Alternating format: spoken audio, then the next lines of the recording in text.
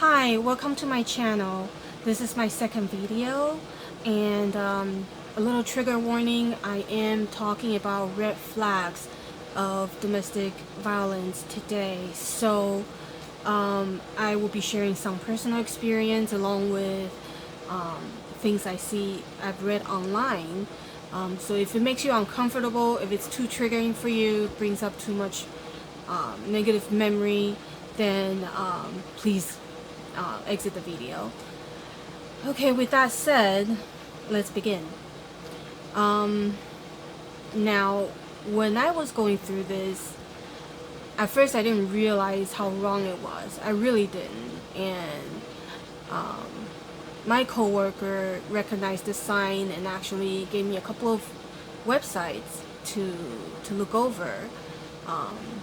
And I want to say thank you for those coworkers. You know who you are. If you do watch this video, you know who you are. Anyway, so let me just go over, and I will post a link below on which website I'm looking at. So, according to nnedv.org, these are the red flags. Number 1, wants to move too quickly into the relationship. That really did happen to me with the ex-boyfriend the first time we dated. That's a long story. We dated 2 times basically. So the first time I met him, within a few days things happened and he wanted to be exclusive right away. So yeah, I was very young at the time. I think I had just turned 21. Very naive. Okay, secondly, early in the relationship, flatters you constantly and seems too good to be true. Yeah, that actually applied in my situation as well, because I'm 5'2" and chubby, while he is 6'2", tall and lean and handsome. I'm not gonna badmouth him to say he's ugly. He, in fact, is a handsome person. If you see him, if you don't know who he is, it's very easily to be attracted. And I remember seeing how other women looked at us whenever we were together. They couldn't believe he would be with someone like me. I'm not saying I'm ugly or anything, but he was tall, lean, and handsome, while I'm short and chubby.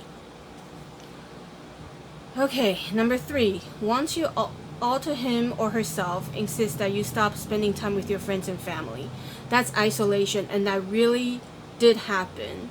The second time we were together, he was very quick to tell me, because we had moved in together. He demanded that I didn't give out the phone number to our apartment to anybody, not even my family. He made up stories, and he also wanted me to stop talking to all the guy friends. And I'm someone with a lot of guy friends.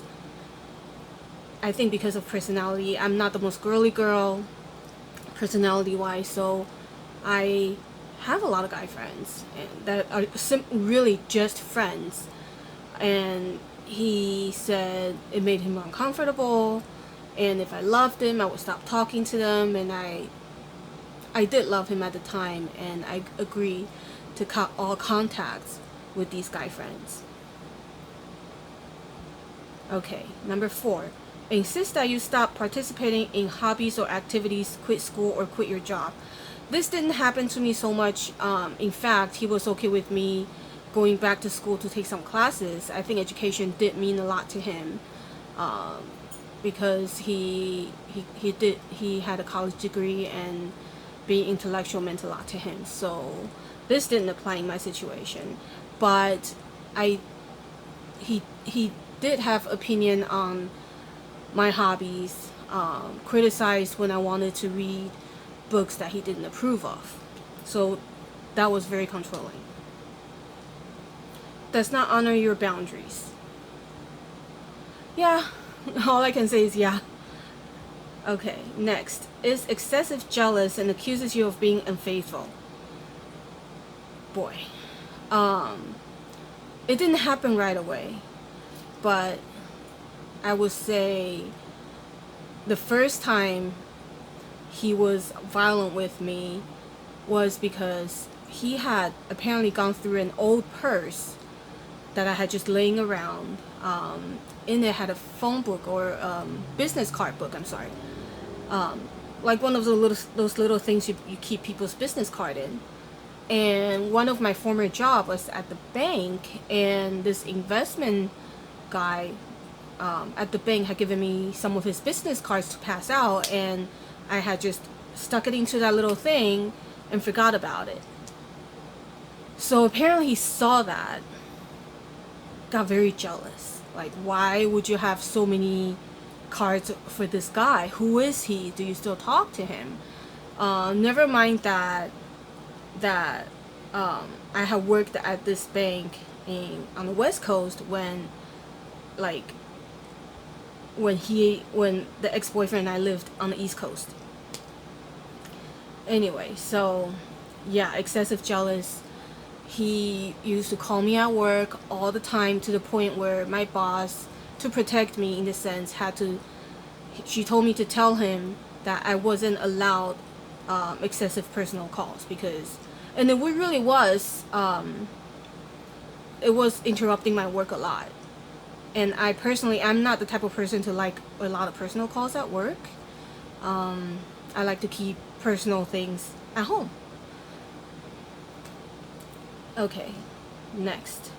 Wants to know where you are all the time with frequent calls, emails, and texts you throughout the day. That basically coincide with the last one, the excessive jealous or being unfaithful. Yeah, besides the constant checking calls, if I didn't pick up the phone, if I didn't answer an email or a text, immediately he would accuse me of cheating on him, even though I was at work, busy as heck. Didn't matter. I must be cheating on him. It was driving me crazy. Okay, next. Criticize or put you down, says you're crazy, stupid, and or fat, unattractive, or that no one else would ever want or love you. Yes, and yes. When he met me, I was already chubby. So it always confused me in the sense, like, you supposedly fell in love with me when you met me. Now that we're together, why would you constantly criticize me for my size, calling me names, and it went as far as him restricting my diet, and in the names of helping me lose weight. But it was a form of control, basically. The constant put down, and I hate to say it, even though I typically have a strongish personality, with time he was able to make me believe I was such a fat, ugly person with terrible personality. Anyway, I'm rolling my eyes because this happened. Well, I left 16 years ago, and I was with him for like almost 2 years. So yeah. Takes no responsibility for his or her behavior and blames others. Yeah, he was an alcoholic. And I also later found out, towards the end of the relationship, I found out he was also a drug addict, which sort of explains some of the behavior. But he blamed the alcoholism on me. He blamed his anger on me. It was always his reason to anger was because I had done something to upset him. Never mind that he had a problem with alcohol. Apparently it was my fault that he was an alcoholic. Has a history of abusing others. Now, I can't... Well, actually, I could confirm this. I almost forgot. There's an ex-girlfriend of his that apparently he was violent enough to put her in the hospital. That's all I'm gonna say. And I know that for a fact. Yeah. But I didn't know it until after the first time he put his hands on me. blames the entire failure of previous relationship on his or her former partner. For example, my ex was totally crazy. Yes, I remember when we first met, I had noticed some scars on his arms that looked like cuts. And I had asked him about that. They were pretty nasty scars. And he said it was done by a crazy ex-girlfriend. Now, knowing what I know, having gone through what I went through, I don't know. I mean, maybe someone did that to him, but it might have been done on maybe she was protecting herself. We don't know. I mean, I would never know the truth, but it does make me wonder. Okay. Second to last. Takes your money or turn your credit card debt, or runs your credit card debt. I'm sorry, my eyes aren't the greatest.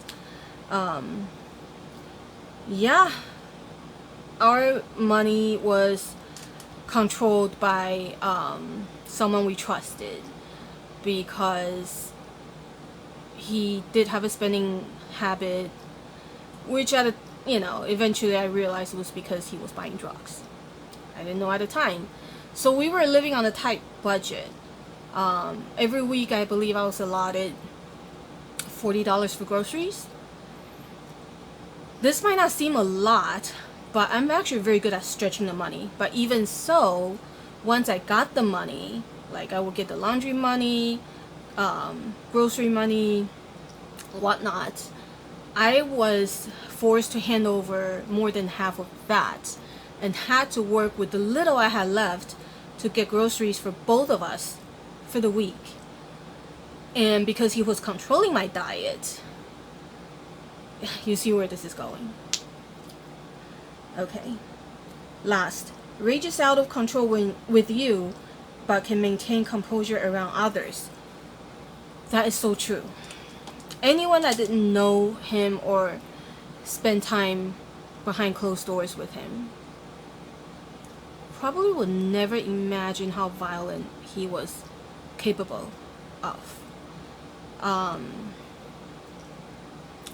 In future videos, I would eventually discuss each episodes that I could remember, how it happened, what happened, and whatnot. But I can tell you that I do not wish that level of violence on anybody. It definitely shocked me to my core the very first time it happened.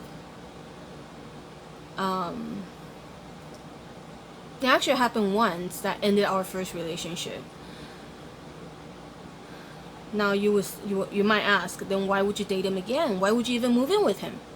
Well, the first relationship ended, if I remember correctly, it was year 2000. It might have been 99 actually. And we sort of kept in touch, but not very much. And in 2004, he has seemed like a changed person. And like I had stated before, he is a very intelligent person. He knows all the right things to say, the right way to behave, to make you believe that he was a changed man. Well, let me rephrase that. He made me believe that he was a changed man, that he most sincerely changed, gave up his drinking habits. He loved me so much, and feelings came back. So yeah, that's why there was the first relationship and the second relationship. But, after having gone through things with him 2 times, after I left in 2006, no matter what he said, he was not getting me back. And I will talk more about that in the future, because today we're talking about red flags. So if you're beginning a relationship with someone and you're seeing some of these red flags, the excessive jealousy, there was one thing they didn't mention in this website is gaslighting. Well, maybe it did. But yeah, I guess the whole everything is your fault, that's gaslighting. I'm sorry. So yeah, if you're seeing someone that hasn't put their hands on you but is showing all these red flags, not saying that he definitely will turn violent, but also keep in mind, domestic violence isn't only physical violence. There is emotional violence, there is mental violence, the constant put down, the constant gaslighting, excessive jealousy, making threats like, if you leave me, I'm gonna kill myself. Yeah, those are all red flags. So if you're seeing red flags like this, I would say, I mean, I don't want to be the person to break your relationship, so, but maybe you should get out. Yeah. It's not healthy. And I'm in a very happy, healthy marriage. I've been married for almost 12 years now. It's a very healthy relationship. My husband is the first person to show me what real love looks like and what it's like to be in a very healthy relationship. So I can tell you from my own experience that all these red flags mentions are real, and if you see multiple of these, maybe rethink the relationship. Yeah. And with that, I'm going to end the video because I really should start heading out. Have a good day.